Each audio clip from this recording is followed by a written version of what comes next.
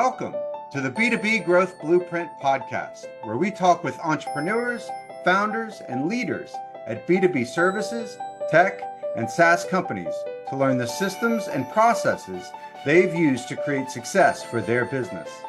We'll also learn from marketing and sales experts to provide insights to help you grow your business. I'm your host, Mark Osborne, and the podcast is brought to you by Modern Revenue Strategies and their 10x ROI B2B growth guarantee. Schedule a free diagnostic call to learn the fastest path to double your B2B revenues in just 90 days.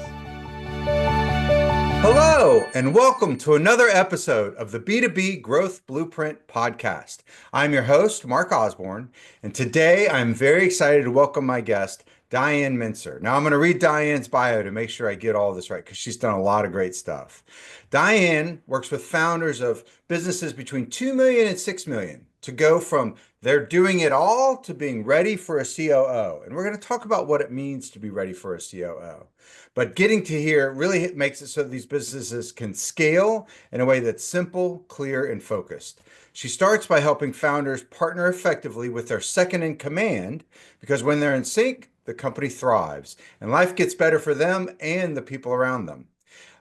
Diane has been a career second in command, has been improving operations for small businesses for more than 25 years, and recently helped a government contracting firm integrate the entrepreneurial operating system and double its revenue. She earned her master's in management and management information systems from the University of Maryland's Global Campus. She's a certified management professional, PMP, and a trained EOS integrator from the master and a graduate of the master class. She shares insights and strategies on LinkedIn, so definitely check her out there, and is currently writing a book on the founder, second in command, the CEO, COO dynamic. And her articles are featured in CEO World magazine. So Diane, welcome to the show. Thank you so much, Mark. I really appreciate you having me on. So I'm thrilled to dive into some of these topics that you and I were chatting about. But before we get into too much of the nitty gritty, why don't you tell us a little bit of your story? How did, over your career, how did you get to doing what you're doing today? Yeah. So I've just always, I like to say I'm a born integrator. I mean, it's just, I'm that born second in command kind of person. And always had that systems kind of feel. My mom loves to tell a story. I was in junior high and she was working for a nonprofit and they had a big fundraising campaign mailing thing. And she brought me and my friends in to help stuff envelopes. It was a whole room full of adults, people that were employees of this company. And I came in and we were stuffing envelopes for a little while and I kept looking around. I made everybody stop. I reorganized how they were doing it so that it flowed better and got us out of there faster. And my mom was just like, like, it's just what I do.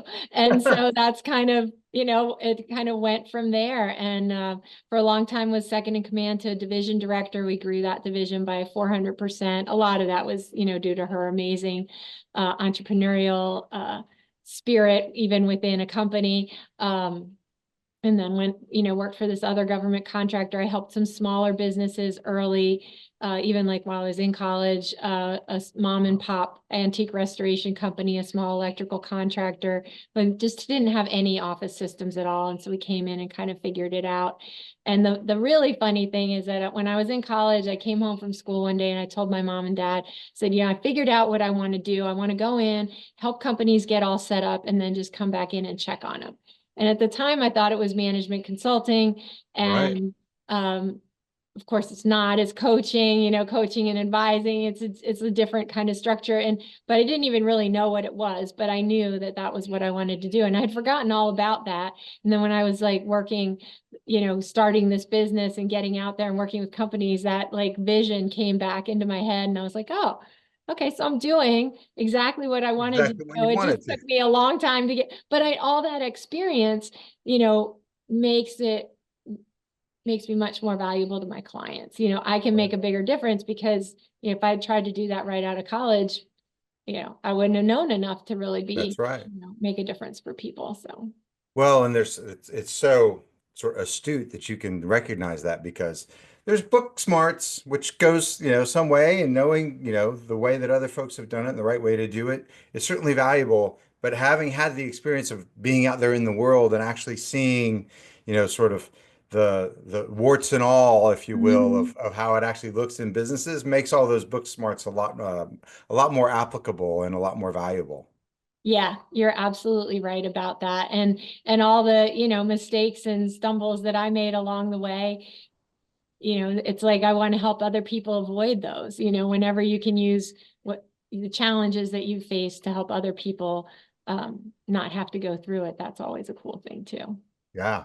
So when you were talking about your sort of intro and sort of your path, you used a term that not everyone in our audience might be fully familiar with. And it's actually something that I think is really powerful when running a business is this concept of an integrator versus a visionary. And so Hmm. for those that are listening, you might have, read the E-Myth or, this book by Gruber who talks about no one person can have the vision and run the operations and be everything to everyone. And there in sort of modern management structure, there's now this idea of a visionary who, sort of has the vision on where to go and is more of that leader, and then an integrator who's a little more of a manager. Talk to us a little bit about how you've seen that dynamic work in companies that you've worked in, and how that pertains to, sort of the role of the COO or being ready for a COO as companies start to grow and scale. Yeah, there's so much to that. And it's such an awesome concept. And I'll tell you, when I read the book Rocket Fuel out of the Traction EOS Uh-huh. Entrepreneurial Operating System series, that's really about that visionary integrator, CEO, COO dynamic. And I was just like, this is my thing. This is what I am. There's now a term for what I've been my whole life and didn't know there were other people out there. But that, the typical entrepreneur, and, there, of course, there are some exceptions, but we'll just talk about it. The majority of entrepreneurs are these visionary people. They have the big ideas. They're in that wonder zone. They're up there in the sky looking around going, what about this? What about this? Coming up with all these amazing ideas. And then there are very few people that are then, like you said, also good at doing that execution. Right. And even if they can do it, um, it often drains their energy or takes them out of that creative mode because you're doing things differently. You're using different parts of your brain. You're it's just different. And Yeah. the big picture people, you're moving fast. You don't want to think about the details. You want to keep to that big picture, big ideas. And then the integrator, COO, systems type person is the one that can look at that and go, okay, that's really cool. Let me see, how do we bring that to life? What is it going to take to bring that to life? And they are then able to do that execution piece of it for that visionary. But at the beginning, for small businesses, when you're starting out, the visionary entrepreneur usually does have to do all of it for a little while because there is Right. nobody else. There's you, That's right. and maybe you start to have a few people that are building something or sales or customer service or, whatever. But really, you don't have the luxury right away of having that, most don't, that second in command person. Right. And because of when you think about it, in a lot of places they talk about, oh, well, just, bring somebody in, you're going to bring in this perfect counterpart. But if you're not ready to bring in that perfect counterpart yet, you're not it's not going to work. That's Like right. you're thinking about if you're a business owner, you built your business, this is your baby, you love it, you know exactly how everything works. And then it's like, oh, I'm going to bring in this high paid person and I'm just going to give them, part of what I've been doing and trust that they're going to do it right. And then that person's usually coming in with big ideas in different types of big ideas because, they're an expert in their field, they're an experienced Right. COO, whatever. So it can often lead to some challenges. And to me, that there's this step in between where you start to let go, start to hand off to somebody that you already know and trust, who's in your company, who knows your business, who your employees know, that it's a way to sort of build that muscle and head in that direction and really think through, what do you want as a business owner? What do you want your life to look like? And defining what you're great at and what they're great at, and kind of coming into that puzzle piece of understanding your strengths, the things that you enjoy doing, what you want to keep, what you want to hand off. Maybe sometimes you're handing off things in pieces as you're starting this transition from being the do-it-all person to really growing your business into a true company that's ready to scale. Thinking through all of that really helps you then define what you want. And part of the challenge with the whole entrepreneur, visionary integrator, CEO, COO relationship is that it's different for every business owner, because what you need as in terms of a second in command or COO will vary based on your areas of expertise, what you're willing to let go of, what you want to hold on to, your style, the company stage. So it's not like there's a standard job description or there's a standard role that one fills. In most cases, the COO is more of that operations person and they're not really doing sales. But there are some situations where, the visionary really is more of they're not really that salesperson. They're more of an expert in whatever it is that the business was built to do. And so sometimes there are some differing things where maybe you do have a second in command who's doing a little bit more forward facing things, but that has to be worked out and negotiated. And so helping the business owner have a really clear picture of what do I want my day to look like as I'm coming into work, and what does it make sense? What are the things that only I can do? The things that it really makes sense for me to spend my time on. And then you can start crafting, what does that second in command role look like?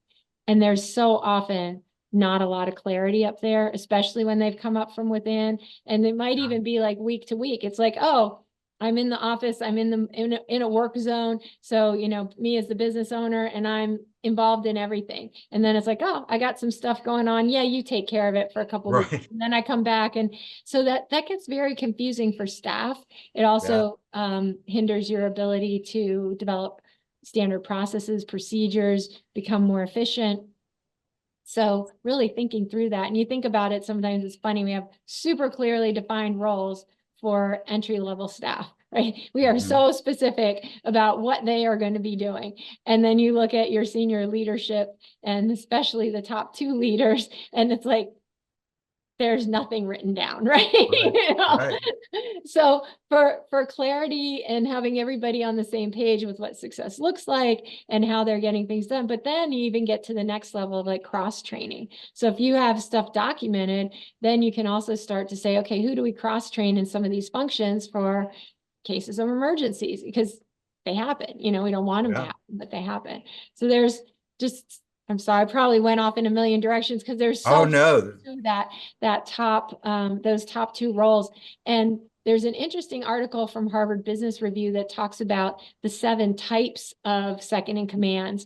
And the majority of second in commands want to stay in that second in command role. There's a very small percentage that would ever even be interested in transitioning to a CEO role. So you're really not thinking about this person most of the time as somebody that you are just going to hand things off to. Like, don't automatically assume that because they've been your second in command that they would necessarily want to take the reins and be the face of the company, because those are really different roles. And that behind the scenes person a lot of times won't want to step into that limelight. So then there's something else to think about when you get to the stage to start thinking about succession and exiting and what you might want to do.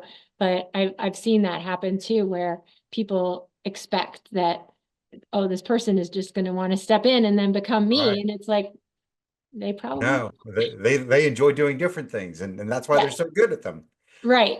And then the challenges come in too, because you speak different languages. You've got a big picture person moving fast, likes to come in and just drop an idea and keep rolling. And you've got a systems person or a detailed person that's going, okay, I heard that. I have about a million questions. And when you start asking those, then a lot of times the visionary entrepreneur starts to feel like you're shooting down their idea, and you're really just trying to understand it so that you can even know what you're dealing with.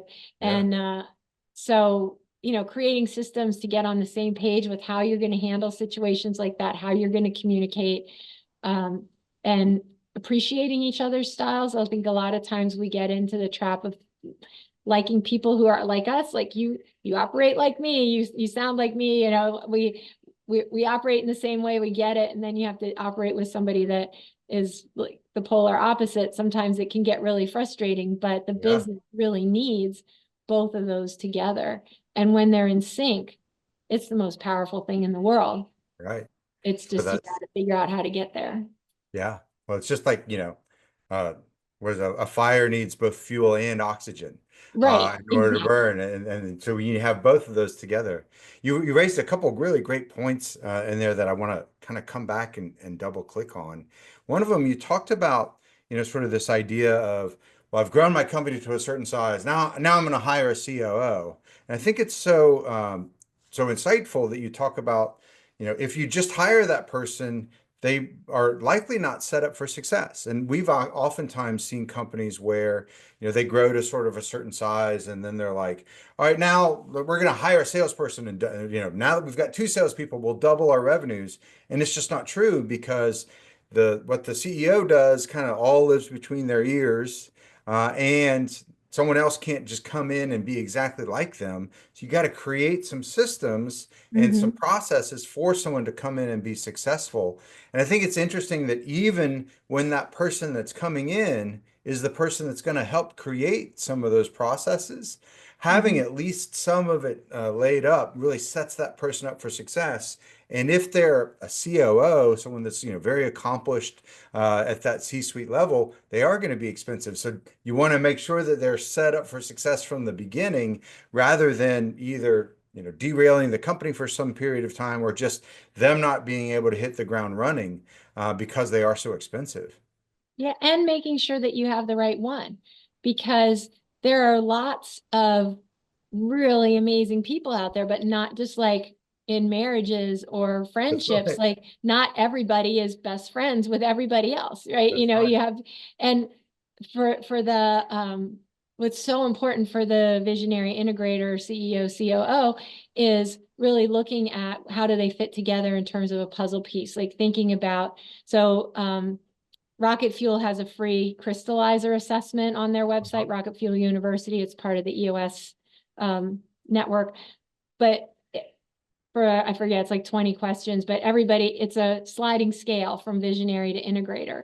And when Uh-huh. both people take that, you see where do you have gaps? Where do you have overlap? Where do you line up perfectly? And then you can look at that as you're developing the job description or as you're starting to work together and go, okay, well, here's where we're going to trip over each other because we're both good at Right. this. So how are we going to define the line? And here's where we have a gap.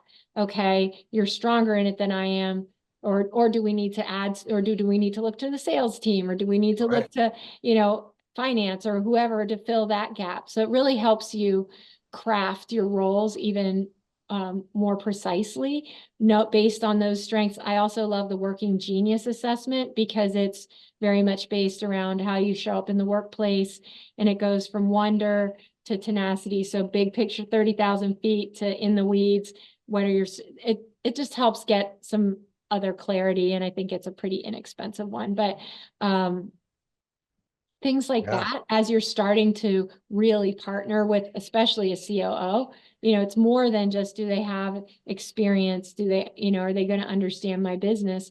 And when you bring somebody in at that level, because of the role, that just the nature of the role, that's an important role in the company, and you're bringing this person in and saying to your team, okay, we're going to trust this person to help us. And so they start working with them. And then I know one company that went through Oof. three fractional integrators, fractional COOs, and a lot because things weren't defined really well. Yeah. And that's really hard on the team. It's hard on you, Right. but it's also really hard on your team, because then they begin to wonder, you know, do I need to trust this person? What is really going on? Is this, or is this just another thing that I'm going to ignore? And that relationship too, because they interact, like whoever your second in command is, and then as you transition, a person interacts with the staff a lot. So you too, Yeah. showing a united front is really important, because otherwise your staff can start to take sides, just kind of, and can lead to some not so cool things in the culture if you disagree publicly and Yeah. aren't,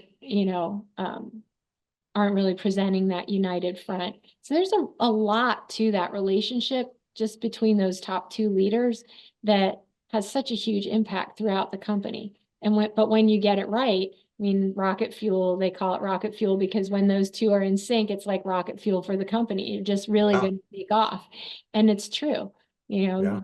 You can achieve that exponential growth, but really give yourself the grace that you don't go from doing it all to just bringing in this person that's going to magically be that rocket fuel. It takes some work to cultivate that relationship, and what I've found and is it works best if you think of it going through stages and kind of like as a journey, and start getting comfortable letting go of things so that when you do finally bring that person in, you know what they're going to take on. You've gotten used to letting go of some things. You know that other people care about your company and are going to work with you to make it succeed. I love that, and this idea of it being a journey instead of like a stop and start. And you talked about something earlier that is sort of part of that journey that I think is so interesting, which is this concept of rather than immediately, hiring a full-time COO or even immediately like bringing in a fractional who's gonna, sort of own that role, you talked about sort of building this second in command. And I Mhm. love this idea of, sort of taking someone who's already within the company and has some grounding and you've got some rapport with, and helping to start to define a role for them where they can be more of that integrator. Talk to us a little bit about how you've seen that be successful with companies as part of that, sort of evolution, and as you're kind of leading them through that and creating that second in command role. Talk to us about that. Yeah. Well, when you think about it, especially as you're growing, a lot of those things that you need taken off your plate are more like the high level project management things. So I've seen it be, a high level executive assistant, be a project manager, it can be a director, depending on the size of your company and what you've got going on. So really, it's helping them level up a little bit into being more officially your second in command. You're probably Uh-huh. leaning on somebody, Uh-huh. and it's like, then it's just like, let's look at that and see if that makes sense to have that person level up a little bit and start being a little bit more of a strategic partner to start. And then you start to see, is this somebody that can, grow with the company? Where are they at? But a lot of times you're raising somebody up from within who never really thought about this position. So they are going to need some support, or, so you maybe get them into a peer group or something where it's not all on you to, as a business owner, to have to train them and answer their every Yeah. question, and be, like, get them some support from people who are filling that role so they can start to understand what that's like. But then even when you bring in a fractional COO, you're not going to want to pay strategic COO rates for some of these daily operations tasks Right. that are Right. really more of a, project manager, director type level work. And so that's a big benefit for companies where you've got somebody who's inside the company, they're there every day supporting the business owner, that can be a great partner for the fractional COO too, when they come in to do that more strategic work, and then can also sort of help mentor that person as well, because there's still things that are going to need to be done that, that fractional COO wouldn't really even want to take. They're more that strategic partner, really helping with the growth and leading the leadership team, but this person could certainly still have a seat on the leadership team as, maybe the ops leader Yeah. doing internal day to day. Well, and I see that being, really inspiring to, the other early employees in a company too, that you're developing skills Mhm. within the company rather than only seeing it as well, when we were small, you could do some of this work, but now that we're big, I'm going to bring somebody in from outside. It's such a Yeah, different and more rewarding cultural environment to say, when we were small, you were running around with your hair on fire. I'm now going to reinvest in you to help you right. build out your skills that you've already shown some natural aptitude. You've built some knowledge of the company. Maybe you're not going to be at that COO level that we need you to be, or that we're going to need someone eventually, but you can still build out that sort of stepping stone. I love that concept. Yeah, it's pretty cool. And of course there, when you raise people up from within, there's different challenges that come with that. And some of it's, you have to help them start to have more of that, like, owner leader mindset versus, as you're growing, you kind of shifting how they think about the company, there is an education component like that. And also it can change friendships and relationships too, Sure. and really kind of helping that person understand what it means as they move up into this leadership role. But if you're a growing business, you want to be able to keep those people and reward them, because especially if they're living your culture. And, a lot of the tools from EOS I like to bring in when I work with second in commands is, looking at the core values and how do you incorporate those core values in to your day to day. So, when you do your accountability chart, look at the company from a functional perspective, working in some things like what behaviors exemplify your core values. And so that you're really rewarding and keeping people that really are true to the company, not just skilled. You really Right. find ways to document that and let people know that that's a part of how you reward and retain staff. So for our audience out there that's listening, and there's this COO or founder that has been doing it all, and is starting to think, wow, what Diane's saying really makes a lot of sense. I feel like I should bring in someone with maybe some different skill sets than mine who can take on some of these kind of integrator responsibilities. Talk to us about, give us the pitch. Like, why should they call you? What is it like to work with you to start to, make that transition and to make that step? Oh, cool. Thanks for asking, Mark. So I'm an incrementalist. I'm not a disruptor. I don't want to come. I love the EOS system, but I don't want to come in with it all at once. Um, let's look at what you have and see where we can start making things better. And what I like to do, the way I work through my ops success blueprint with companies, is starting at the top, right? We want to start with you as the business owner and really dig into, what do you want your life to look like in a few years? What makes you happy? And so I have this unload your workload tool that I like to use, and where you kind of just write down everything that you're doing for a couple of weeks. And then there's a level of importance to the company, how badly you want it off your plate. But then when we meet together, I open up some other columns and we really dig into some different variables around the tasks, including starting to look at what type of role is it, like what type of work is it, so you start to see who might be able to take it off. How are we clustering things? What roles are you really filling when you start to think about what your accountability chart looks like when you look at your company from a functional perspective? And so I did this with a solopreneur who's starting to build an agency, and it was really helpful in helping her decide, see what the project management pieces of it. And the fractional COO is a hot term. And when we first started talking, she's like, I think I need a fractional COO, but really she just needed a really great project manager that could be that Wow. hands-on person at this stage. Eventually, yeah, she's going to need a fractional COO, but really figuring out what it makes sense to have at what stage. And that's where leveling up that second in command, you can start to see what their role would look like. Then we do it for the second in command. And I like to do it in phases. Start living that role, make sure we've got it right. Then we'll go the next level down. Then we'll go the next level down. So you get a really clear picture of what it takes right now in terms of roles to run your company. You plug the people in, start to see where you have risk of burnout because you've got one person filling too many roles. You might see who has some capacity to take some other things on. It can also help you scope out what, if you've got somebody filling 3 seats and 2 of the things are perfectly aligned with their skills and one isn't, it's like, oh, okay, this might be something that we want to break out and hire for. So it helps you see things differently. When you think of it in terms of people, you think about what each person's doing, but when you look at it in terms of roles, you really start to think about what does it take, and then you can determine priorities. And then, once you get that kind of going, we can look at meeting structure. We can make your meetings more effective. We can, look at, things like your role definitions and how that ties to annual evaluations, and then start thinking about rocks or, your quarterly goals and objectives. What are your to-dos? How do we bring this down? Are there leading indicators that we can start to look at so that you're progressing towards your goals? So all of those things can get folded in.